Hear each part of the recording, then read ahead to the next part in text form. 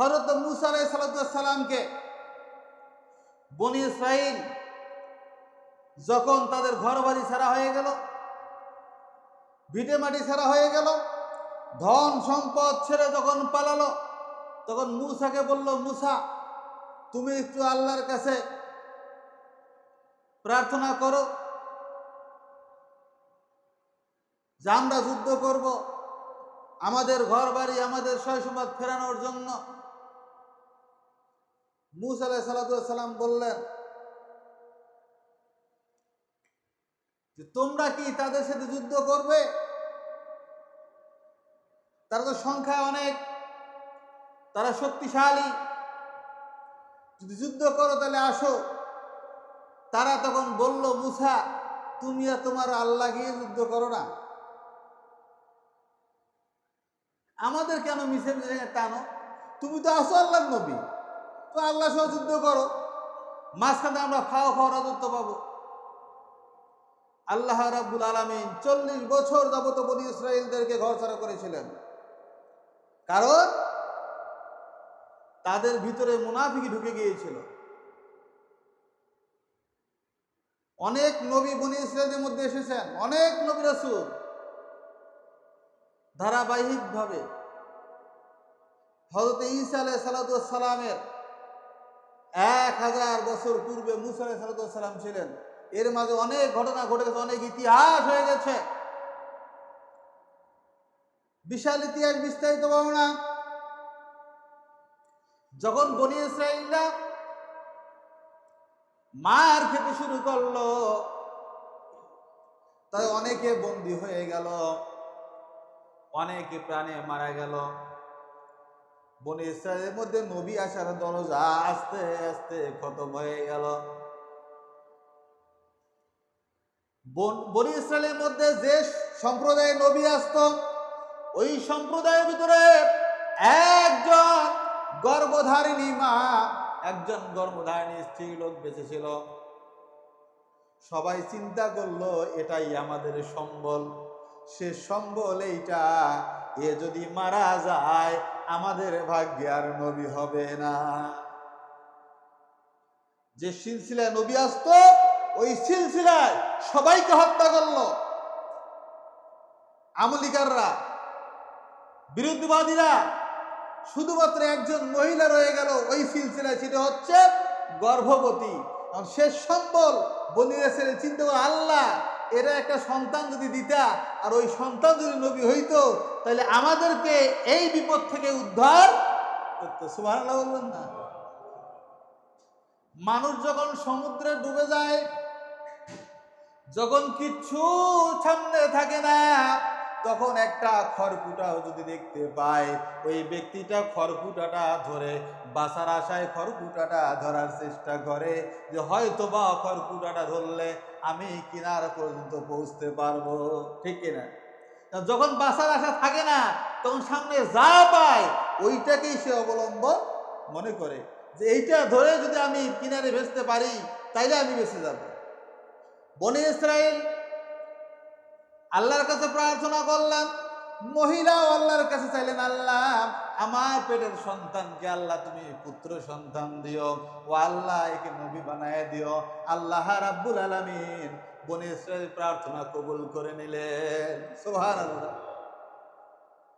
কবুল করে নিলেন। একটি পুত্র সন্তান হলো। এই পুত্র সন্তান নবী হলেন জায়গার নাম হিসাবে, প্রার্থনা হিসেবে সর্বসাকুল্যে এর নামের কিছুটা তারতম্য হয়েছে। এর নাম হচ্ছে স্যামুয়েল নবী, কেউ বলেছেন শামাউন নবী, কেউ আবার মনে করেন নাম একটু একার শিকার পার্থক্য রয়ে গেছে। যাই হোক, স্যামুয়েল কিন্তু একটা গ্রন্থ আছে বাইবেলের, ওনার নাম হচ্ছে স্যামুয়েল নবী। উনি যখন নবুয়ত প্রাপ্ত হলেন, নবুয়ত প্রাপ্ত যখন হলেন, তখন তার বনী ইসরাইল লোকেরা বলল, ও আমাদের নবী, তুমি এমন একজন বাদশাহ আমাদের উপর নিযুক্ত করে দাও, এমন একজন শাসনকর্তা আমাদের উপর নিযুক্ত করে দাও, যে আমাকে বাদশাহ জালুতের হাত থেকে রক্ষা করতে পারবে। এতদিন যাবত তো আমাদেরকে তারা হয়রানি পেরেশানি উপর রেখেছে, এখন তুমি এমন একজন শাসক আমাদের উপরে নিযুক্ত করে দাও যে বাদশাহ জালুতের হাত থেকে আমাদেরকে মুক্ত করবে। এখানে বাইবেলে অনেক ঘটনা চলে আসছে এটার উপরে, আমি ওই ঘটনার দিকে যাব না। শামুয়েল নবী আল্লাহর কাছে প্রার্থনা করলেন, আল্লাহ রাব্বুল আলামিন শামুয়েলকে তালুত নামের এক যুবকের সন্ধান দিলেন, যে তালুত ছিল শামুয়েলের সেনাবাহিনীর একজন সদস্য। রাজবংশে কোনো লোক ছিলেন না, রাজবংশের কোনো লোক ছিলেন না। যখন তার নাম ঘোষণা করা হলো, নাম যখন ঘোষণা করা হলো, তখন এটা তারা মানতে নারাজ যে আমাদের রাজবংশ থেকে আল্লাহ নবী করবেন, আপনি দোয়া করে দেবেন, কিন্তু এমন একজন লোককে আল্লাহ নবী করে দিলেন, এটা তো আমাদের বিশ্বাস হয় না। কারণ তার নাই কোনো ধন সম্পদ এবং সে রাজবংশের লোক নয়, সামান্য একজন সৈনিক। কিছু লোক মানতে নারাজ, সাধারণ একজন সৈনিক মাত্র, সে সেনাপতিও নয়, বা সেনাপতি নিচে যে তার অবস্থান সেও নয়, সাধারণ একজন সৈনিক, সে হবে আমাদের শাসনকর্তা, বাদশাহ। এটা হতে পারে না। বাদশাহ শামুয়েল বললেন, তোমরা কি বিশ্বাস করো না? বলেন না। বিশ্বাস যদি না করো, তাইলে তোমাদেরকে বিশ্বাস করানোর জন্য আল্লাহর কাছে প্রার্থনা করা লাগবে। শামুয়েল নবী আল্লাহর কাছে প্রার্থনা, আল্লাহ এরা তো বিশ্বাস করে না, কি করা যাবে? আল্লাহ রাব্বুল আলামিন জানাই দিলেন, ওদের বিশ্বাস করানোর প্রথম ধাপ আমি আল্লাহ শুরু করে দেব। সুবহানাল্লাহ। হযরত মূসা, যে বললাম, হযরত মূসা এবং হারুন আলাইহিস সালাম যখন মারা গেলেন, তখন বনি ইসরায়েলের ভিতরে কিছুদিন পর পর্যন্ত তাদের ঈমান আমল সঠিক পদে ছিল। তারপর যখন আস্তে আস্তে নবী বন্ধ হয়ে গেল, তারা তখন কেউ কেউ মূর্তি পূজা, কেউ কেউ সূর্যের পূজা বা সূর্য পূজা, বিভিন্ন রকম কার্যকলাপে লিপ্ত হয়ে গেল। আবার কেউ কেউ ঈমানের উপরে অটল থাকলো। হযরত মূসা আলাইহিস সালামের পরে উনি যখন দেখলেন কেন সিন্ধুক, এই সিন্ধুকের ভিতরে মূসা এবং হারুনের জামা কাপড় ছিল, তার পায়ের জুতা মোবারক ছিল, আল্লাহ রাব্বুল আলামিন রহমতের দ্বারা পরিপূর্ণ ছিল। এবং সেখানে বিভিন্ন বর্ণনায় পাওয়া যায়, বিভিন্ন নবীদের সিনা যখন চাক করা হয়েছিল, তাদের অন্তরাত্মা, তাদের কলব যখন ধৌত করেছিল, যে প্লেটটাতে স্বর্ণের প্লেটটাতে ধৌত করা ছিল, ওই স্বর্ণের প্লেটটা ওই সিন্ধুকের ভিতরে ভরা ছিল। জোরে জোরে বলেন না সুবহানাল্লাহ। আল্লাহ রাব্বুল আলামিন এই বরকতময় সিন্ধুকটি যখন মূসা এবং হারুন মারা গেল, তারা যখন কোন যুদ্ধে যাইতো বনি ইসরাইল আল্লাহর পথে, তখন এই সিন্ধুকটা টেনে যুদ্ধের ময়দানে নিয়ে যাইতো। ওই সিন্ধুকটাতে তারা সত্যের মাপকাঠি মনে করত যে আমাদের নবী মারা গেছে, তার রহমত, তার রেখে যাওয়া জিনিসপত্র এখন ওই সিন্ধুকের ভিতরে আছে। আমরা এটাকে যদি যুদ্ধের ময়দানে নিয়ে গিয়ে দাঁড় করায় রাখি, অবশ্যই আল্লাহ রাব্বুল আলামিন আমাদেরকে জয়যুক্ত করে দেবে। সুবহানাল্লাহ। এটা ছিল এক দলের চিন্তা ভাবনা। আর কিছু সংখ্যক লোক তো তাদের সাথে মিশে গেছে, বিভিন্ন রকম ভাবে তারা বাইবেলকে ঢেলে সাজিয়েছে, তাদের ধর্মটাকে তারা বেদাত তারা পরিপূর্ণ করে দিয়েছে, অনেক কিছু ঢুকিয়েছে। আর কিছু সংখ্যক এই সিন্ধুকের উপর ভিত্তি করে তারা সোজা পথেই ছিল। তারা সিন্ধুক যে যুদ্ধে নিয়ে যেত, তারা জয়লাভ করত। কিন্তু যখন ক্রমে ক্রমে তাদের লোকরা যখন তাদের থেকে আলাদা হয়ে যেতে শুরু করলো, তখন তারা বিরুদ্ধবাদীদের কাছে পরাজয় বহন করলো। এই সিন্ধুক তারা ছিনিয়ে নিয়ে গেল। তারা মনে করলো এটার ভিতরে কল্যাণ আছে, এটাকেই ছিনিয়ে নেওয়া লাগবে আগে, এটাকেই যদি নেওয়া যায় বনি ইসরাইলরা দুর্বল হয়ে পড়বে, আমাদের আধিপত্য তারা মেনে নেবে। এখন এত দূরের মধ্যে এই সিন্ধুকের ব্যাপারে সমস্ত বনী ইসরাইল কিন্তু জানতো, স্যামুয়েল নবীও জানতো, তার সমস্ত উম্মতটাও জানতো, তারা সিন্ধুকটাকে পছন্দ করত। কিন্তু সিন্ধুক এখন তাদের কাছে নাই, সিন্ধুক এখন তাদের যারা বিরুদ্ধচারণ করে তাদের কাছে, যারা তাদেরকে খাটায় তাদের কাছে সিন্ধুক। ওরা সিন্ধুক নিয়ে গিয়ে তাদের সবচাইতে বড় যে প্রতিমা, যে প্রতিমাকে তারা সবচেয়ে বেশি মানত, ওই প্রতিমার পায়ের নিচে সিন্ধুক রেখে দিয়ে প্রতিমাটা সিন্ধুকের উপরে রেখে দিল। তার মানে ওদের সমস্ত কল্যাণ আমার প্রতিমার পায়ের নিচে থাকবে, নাউজুবিল্লাহ। আচ্ছা বলেন তো দেখি, আল্লাহ রাব্বুল আলামিন ওই সিন্ধুক কি তার পায়ের নিচে রাখবে? সন্ধ্যার সময় পায়ের নিচে রেখে গেল, সকালবেলা প্রতিমাকে পূজা করার জন্য আসলো। একসাথে তাদের দুইটা কল্যাণ, একটা হচ্ছে আল্লাহর কল্যাণ, একটা হচ্ছে প্রতিমার কল্যাণ, তারা মনে করত। সকালবেলা এসে দেখে সিন্ধুক প্রতিমার পায়ের নিচে নাই, সিন্ধুক উপরে প্রতিমা নিচে। সুবহানাল্লাহ। সিন্ধুক উপরে প্রতিমা নিচে, আবার রেখে গেল। সকালে আবার ওই অবস্থা, আবার রেখে গেল, আবার ওই অবস্থা, আবার রেখে গেল, আবার ওই অবস্থা। শেষমেশ চিন্তা করলো, বেটা সিন্ধুক তুমি আমার প্রতিমার উপরে ওঠো। আজকে সিন্ধুক দিয়ে প্রতিমাটা সোজা আসি সিন্ধুকের উপরে শোয়াইয়া দিল। আজ আমার প্রতিমা তোমাকে ধরে রাখবে, তুমি কেমনে উঠো দেখি। প্রতিদিন পা দিয়ে রাখে, তুমি উল্টে দাও, আজকে দেখি। আল্লাহ রাব্বুল আলামিন বললেন, বান্দারা, আমার সিন্ধুক, রহমতের সিন্ধুক, আমি তোমার প্রতিমার পায়ের নিচে রাখবো না, তোমরা প্রতিমার সিন্ধুকের উপরে শোয়াই দিলে। আল্লাহ রাব্বুল আলামিন প্রতিমাটাকে চূর্ণ বিচূর্ণ করে তার উপরে সিন্ধুক কেন অবস্থান করে দিলে। সুবহানাল্লাহ। পরের দিন যখন সকালবেলা আসলো, এসে দেখে প্রতিমা নাই। এতদিন প্রতিমা ভালো ছিল, আজকে প্রতিমা চূর্ণ বিচূর্ণ হয়ে গেছে। এখন যে এলাকায় সিন্ধুক রেখেছিল ওই এলাকায় মহামারী শুরু হয়ে গেল। আল্লাহ রাব্বুল আলামিন সহ্য করেন নাই, মহামারী দিয়ে দিল।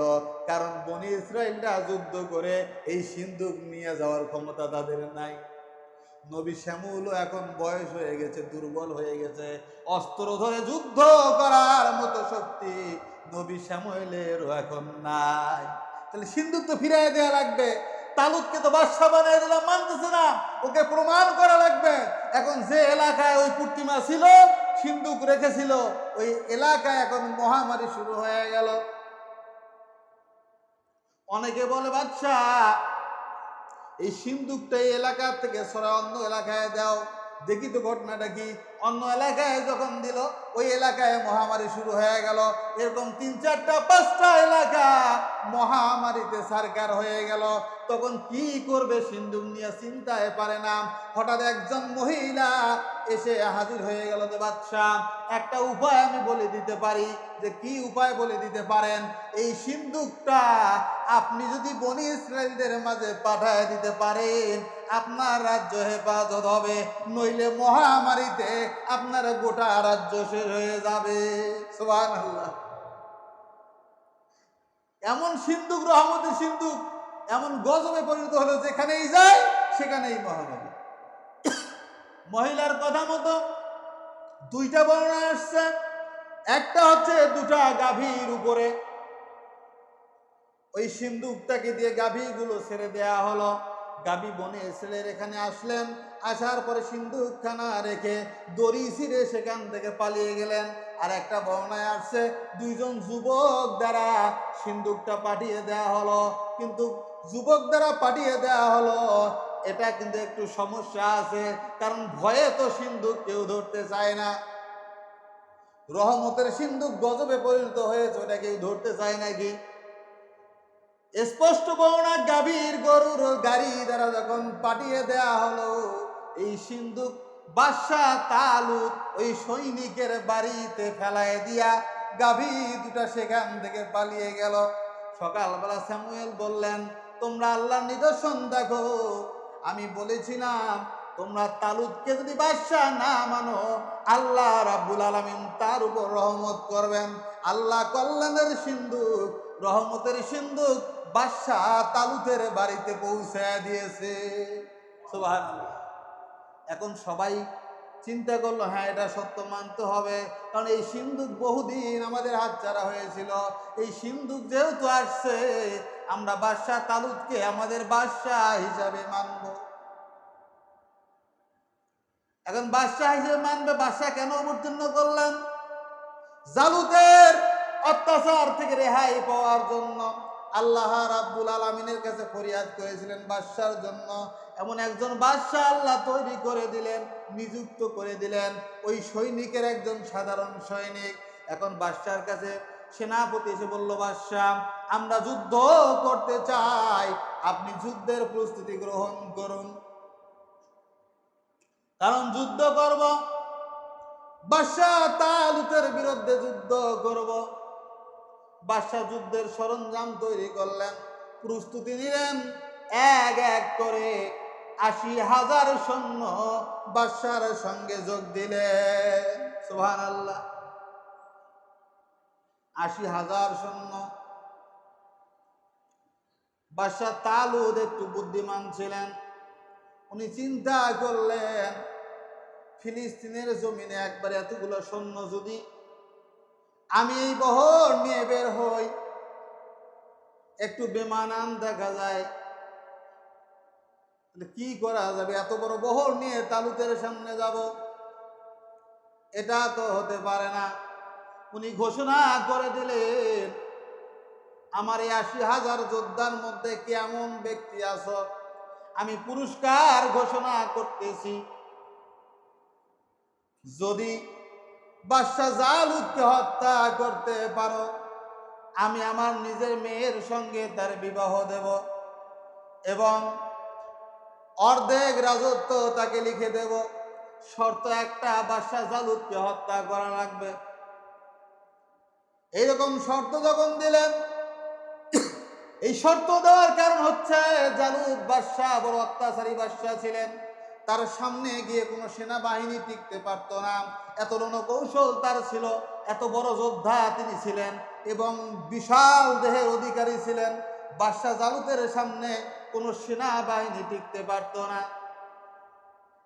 আল্লাহ রাব্বুল আলামিন বাদশাহ তালুতকে জানায় দিলেন, শামুয়েল নবীকে জানায় দিলেন, ও নবী, এই ৮০,০০০ সৈন্য নিয়ে যুদ্ধ করা সম্ভব নয়,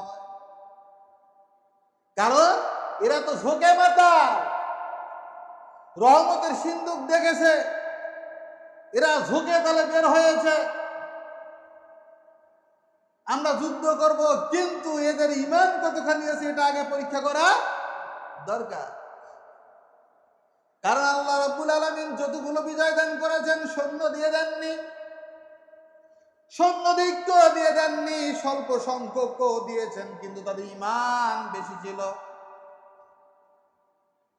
শামুয়েল নবী বললেন, আল্লাহ কিভাবে পরীক্ষা করব? যে যখন বাদশাহ তার জালুতের সঙ্গে যুদ্ধে যাবা, তোমার ফিলিস্তিন এবং জর্দানের মাঝামাঝি একখানা নদী আছে, এই নদীটা তোমাকে পার হওয়া লাগবে। আমি আল্লাহ রাব্বুল আলামিন এই নদীর মাধ্যমে তাদের পরীক্ষা নিব। আল্লাহ রাব্বুল আলামিন কোরআনুল কারীমের মধ্যে আয়াতগুলো কোট করে দিয়ে দিলেন। আল্লাহ জানায় দিলেন, বাদশা তোমার সৈন্য যখন পার হবে নদীর মধ্য দিয়ে, নদীতে নেমে পার হওয়া লাগবে, কিন্তু শর্ত হচ্ছে নদী থেকে কোনো পানি তারা পান করতে পারবে না। যদি কেউ পান করতেই চায়, নিতান্তই না হয়, ১ আজলা পানি পরিমাণ পান করতে পারবে, এতটুকুন আমি অনুমতি দিলাম, কিন্তু এর বেশি পানি পান করা আমার অনুমতিতে নাই। আল্লাহ রাব্বুল আলামিন জানায় দিলেন। বাদশাহ তালুত সমস্ত সৈন্যদেরকে ডাকলেন, ৮০,০০০ সৈন্য ডাক দিয়ে বললেন, শর্ত হচ্ছে তোমরা যুদ্ধে বিজয় অর্জন করতে পারবা, শর্ত হচ্ছে একটা, এই নদী পার হওয়া লাগবে, নদীর থেকে কোনো পানি পান করতে পারবা না। সমস্ত সৈন্য বলে, আমরা নদীতে পানি পান করব না। তো যদি কেউ পান করতে চাও, ১ আজলা পরিমাণ পানি পান করতে পারবা, এর বেশি পারবা না। সৈন্যরা বলতেছে পানি খাওয়ার কি দরকার, আমরা যুদ্ধ করবো জালুতের সঙ্গে, নদী পার হয়ে গিয়ে পানি খাওয়ার প্রয়োজন নাই। কিন্তু আল্লাহ তো ওখানে পরীক্ষা নেবেন, ঠিক কিনা? এরা যখন নদীতে নামা শুরু করে দিল, আল্লাহ রাব্বুল আলামিন ওই সমস্ত সৈনিকদের পিপাসা এত বেড়ে দিলেন, পানি পান না করলে তারা আর বাঁচতে পারতেছে না। এত পিপাসা শুরু হয়ে গেল, পানি পান করাই লাগবে। কিন্তু যাদের ঈমান বড় কঠিন, তারা পানি পান না করেই পার হয়ে গেল। তাদের মধ্যে দুই একজন একটু পানি মুখে দিয়ে দিল। কিন্তু যাদের ঈমান দুর্বল ছিল, এরা যখন এক আজলা পানির হুকুম ছিল, এক আজলা যখন খাইলো, তখন আরো খাবার ইচ্ছা করে। খাইতে খাইতে খাইতে খাইতে পটকা মাছের মতো পেটটা হয়ে গেল। পানি এত বেশি তারা খাইলো। নদী যখন পার হয়ে গেল, যাওয়ার পরে যখন পোশাক তারা পরিবর্তন করলো, করার পরে বিশ্রাম নিতেছে, তারা রাগ দিয়ে বলে, বাদশাহ তালুত, আমাদের পক্ষে এত বড় বাহিনীর সাথে যুদ্ধ করা সম্ভব না। হাইরে যে বাদশাহ, ও জালুতের সামনে কোনো সেনাবাহিনী, কোনো বড় বীর টিকতে পারে না, ওর সাথে যুদ্ধ করে জীবন দেবো নাকি? দেখেন সুর ছিল কি আর সুর হলো কি। বাদশাহ তালুত চিন্তা করে, তোমরা ফেল করছো। তাফসীরের কিতাবে আসছে, তাদের সংখ্যা কমতে কমতে কমতে কমতে ৮০,০০০ থেকে কমতে কমতে বদরের সৈন্যবাহিনীর সমতুল্য হয়ে গেল। সুবহানাল্লাহ। ৩১৩ জন। আর নদী পার হয়েছে কতগুলো? ৮০,০০০। আল্লাহ রাব্বুল আলামিন যদি এই পরীক্ষা না নিতেন, আর এই ৮০,০০০ সৈন্য যুদ্ধের ময়দানে যাইতো, বলেন তো জালুতকে মারা সম্ভব হইতো? এরা তো ওখানে গিয়ে যখন দেখতো আর কুলায় না, বলে, বাদশাহ জালুত, আমরা তোমার কাছে আত্মসমর্পণ করলাম। তখন কি হইতো? যতটুকু অবশিষ্ট ছিল ওটাও শেষ হয়ে যেত। ৩১৩ জনে এসে পৌঁছলো। এই ৩১৩ জনের মধ্যে বাদশাহ তালুত সেনাপতির দায়িত্ব দিলেন হযরতে দাউদ আলাইহিস সালাতু ওয়াস সালামকে। সুবহানাল্লাহ। এত বড় রাজত্বের মালিক ছিল দাউদ। কোথা থেকে পাইলেন? এই ফিলিস্তিনের জমিনে সেনাপতির বীরত্ব দেখাইয়া বাদশাহ তালুতের কন্যাকে বিবাহ করে শামুয়েলের সম্পদ বাদশাহ তালুতের অর্ধেক রাষ্ট্র পাইলেন। বাদশাহ তালুত যখন মারা গেল, শামুয়েল নবী যখন মারা গেল, হযরত দাউদ তখন গোটা স্টেটের একাকিত্ব মালিক হয়ে গেলেন। সুবহানাল্লাহ। বাদশাহ দাউদ দাঁড়ায় গেলেন, তাকে সেনাপতির দায়িত্ব দেয়া হলো।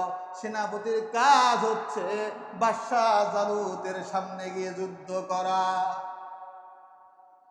হযরত দাউদ আলাইহিস সালাতু ওয়াস সালামের আল্লাহ বলেছেন, সুলাইমান এবং দাউদের ব্যাপারে বলেছেন, আমি তাদের প্রজ্ঞা মেধা দান করেছি।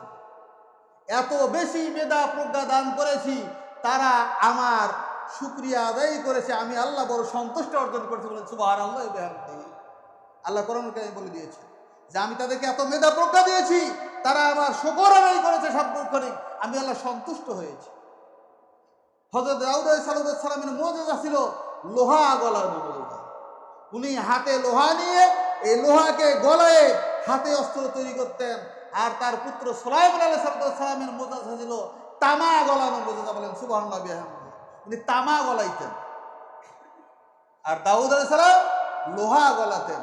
পিতা পুত্রের দুই মুজিজা, এটা হচ্ছে বড় মুজিজা, এবং ছোট ছোট অনেক মুজিজা ছিল। হযরত দাউদ আলাইহিস সালামের মুজিজা ছিল বাতাস তার অনুগত ছিল। বাতাসকে যাই বলতেন তাই শুনতো। পক্ষীকুল তার অনুগত ছিল, জিন শয়তানের অনুগত ছিল, মানুষ অনুগত ছিল, দানব মানব অনুগত ছিল, পিপিলিকা অনুগত ছিল। উনি সবার ভাষা বুঝতেন, যাকে যে হুকুম করতেন সেটা তারা তাৎক্ষণিক পালন করত। আল্লাহ রাব্বুল আলামিন এই মুজিজাগুলো তাদেরকে দিয়েছিলেন। সম্মানিত উপস্থিতি, এই কোরআনুল কারীম সবচেয়ে বড় ইতিহাস, নির্ভেজাল ইতিহাস। যে ইতিহাস পড়লে মুসলমানদের ঈমান তাজা হয়, যে ইতিহাস পড়লে মুসলমানদের ঈমান তাজা হয়, তার মানে বোঝা যাচ্ছে মুসলমানরা যে বিষয়ে তোমরা জয়লাভ করতে চাও না কেন, তোমাদের প্রথম অস্ত্র হচ্ছে ঈমান। প্রথম অস্ত্র হচ্ছে ঈমান। এটার থেকে বোঝা যায় তোমরা যে বিষয়ে বাতিলদের মোকাবেলা করো না কেন, সর্বপ্রথম প্রয়োজন হচ্ছে ঈমানের।